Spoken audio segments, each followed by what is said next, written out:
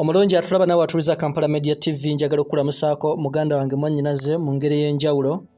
Nkugamba nti weebale nnyo ebale ddala okulabika ng'otugoberera ate oba oliawo muganda wange mu ngeri ey'ekikugu ennyo gwa subscribe nze weebale nnyo weebalire ddala nammwe abatugoberera ku mikutu gyaffe gyonna mukolera ddala ky'amaanyi.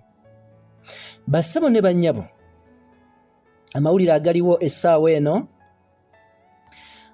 galaga era weetaaga ogeewulirireko sinakindi weetaaga osembeza akatebe osobole okulabika nga ogoberera ensonga nga bwe ziri.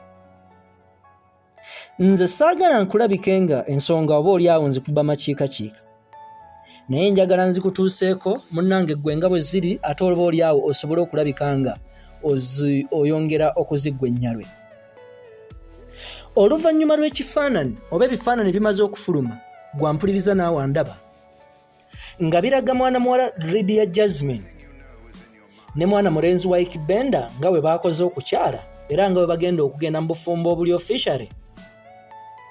Waliwo omusajja Munna Masaka avuddeyo n'agamba nti ekijja kakijje tagenda kuganya bano kugenda mu bufumbo.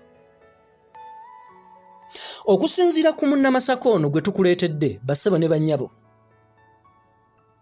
agamba nti nno kino kyamukubye enkiko y'amaanyi era nga tayinza kulabika nga okukkiriza bano ababiri okugenda mu maaso n'enteekateeka zaabwe. Omukulu ono avudde mu bitundu by'e Buddo. Erinnya lye tusobodde okumanyaako oba lye tufunyeeko ye Kimbugwe. Kimbugwe agamba nti ye alina obukakafu bwonna era abadde n'essuubi lyonna era abadde akola n'amaanyi gonna okulabika nga yeewasiza mwana muwala Lydia Jasmine. Bassebo ne bannyabo okusinziira ku mwami ono Kimbugwe yagamba nti ali ready okukola kyonna ekisoboka.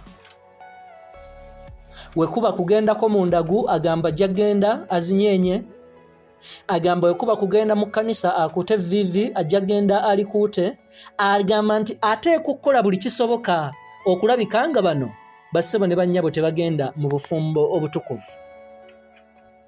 Kaakati okusinziira ku bifaananyi bitambula biraga nga mwana mulenzi wa Okumuwasa ali ne mwana muwala Lydia Jasmine nga bali emabega w'ebitimbe ebiraga nti nno bano baakoze okukyala okuli official.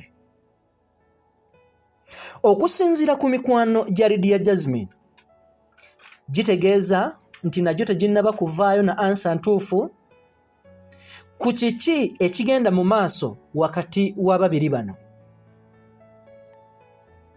Era bagamba nti akabanga akayise we weetegereza obulamu bwa bano ababiri babadde bonna bali kabandi ku ndongo. N'olwekyo nga kitegeeza buli w'obadde olaba Lydia Jasmine ate oba obadde olabawo mwana mulenzi wa Okumuwasa. Kino kizzeewo mu kaseera ng'ebifaananyi bya mwana mulenzi Kenzo oba Edrisa Musuuza bikyagenda mu maaso n'okulabika nga byeriisa enkuuli. N'olwekyo abamu bagamba nti oba oliawo naye ayagadde kuvaayo mu kaseera akafaanako bwe kati ayongere okugenda mu maaso n'okwerabisa wano ne wali. Wabula Munna Masaka gwe nkugambyeko oli Kimbugwe ye agamba nti nno ye tafaayo nsonga yonna bano ababiri ki kye babala. Wabula agamba nti ye olugendo lwe olw'okulabika nga akola ekisoboka kyonna okwawula bano yamaze dda okulabika nga alutandikako. Tetumanyi gye biggweera ensonga zitandika butandisi. Tetumanyi bano ababiri ki kye batugamba era tetumanyi oba mwana mulenzi ono Kimbugwe Munna Masaka Munna Buddu pulaani ye eneebeera successful.